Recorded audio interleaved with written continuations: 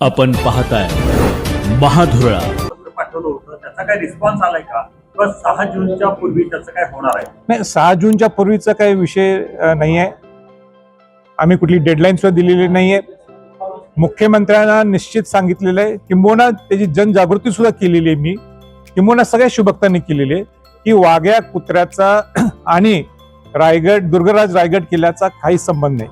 शिवाजी महाराजांच्या समाधीच्या बाजूला तेवढीच उंच समाधी उभा करणं ही दुर्दैवाची बाब आहे. उलट ज्या समाधीसाठी तुकोजी होळकर महाराजांनी मदत केली त्यांचं उलट तिथं सोनेरी अक्षरात त्यांचं नाव तिथं कोरलं गेलं पाहिजे की हो, तुकोजीराव होळकर महाराजांनी त्या वाघ्या कुत्र्याच्या समाधीसाठी मदत केली नाही, तर तो दंतकथेतून उभा राहिलेला कुत्रा आहे आणि म्हणून ज्या शिवाजी महाराजांच्या समाधीसाठी जी मदत केली त्याचा उल्लेख तिथं होणं गरजेचं आहे. त्याच्यासाठी रायगड प्राधिकरणचा अध्यक्ष म्हणून मी ती जबाबदारी घेणार आहे आणि मुख्यमंत्री देवेंद्र फडणवीसांना हा सगळा विषय समजून सांगितलं. त्यांना सुद्धा विषय पडतो. लवकरच्या लवकर ते समिती स्थापन करण्यात आणि एकदा समिती स्थापन झाल्यानंतर सगळ्या डाव्या उजव्या आणि सेंटर आघाडी विचाराच्या सगळ्या लोकांनी त्या मीटिंगमध्ये त्या समितीमध्ये घ्यावं असं मी त्यांना आवाहन केलेलं आहे. त्यांना घ्यावं आणि निर्णय लवकरात लवकर त्यांनी घ्यावा अशी माझी त्यांना विनंती राहणार. कुठलाही निर्णय देत नाही. अनेक संघटना त्याला विरोध करतात.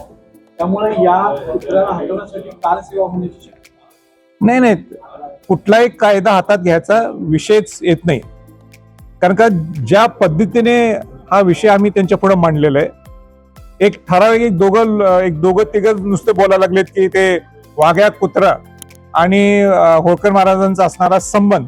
पण हेच मी सांगू लागलोय, वाघ्या कुत्र्याचा संबंध नाही आहे. तुकोजी होळकर महाराजांचा हा संबंध खऱ्या अर्थाने शिवाजी महाराजांच्या समाधीशी आहे. उलट हेच माझं म्हणणं आहे की त्यांचं नाव सोनेरी अक्षरात कोरलं गेलं पाहिजे. कारण असे मोजके लोक होते जे शिवाजी महाराजांच्या समाधीसाठी ज्यांनी योगदान केलेलं आहे. जसं राजश्री छत्रपती शाहू महाराजांनी सुद्धा रायगडच्या जीर्णोद्धारासाठी त्यावेळी पैसे दिले होते. त्याचप्रमाणे होळकर महाराजांनी तर शिवाजी महाराजांच्या समाधीसाठी मदत केलेली आहे. आणि म्हणून कोणी एक दोघं विरोध करत असतील त्यांना मी सांगितलं मुख्यमंत्र्यांना त्यांना पुढे बोलवा.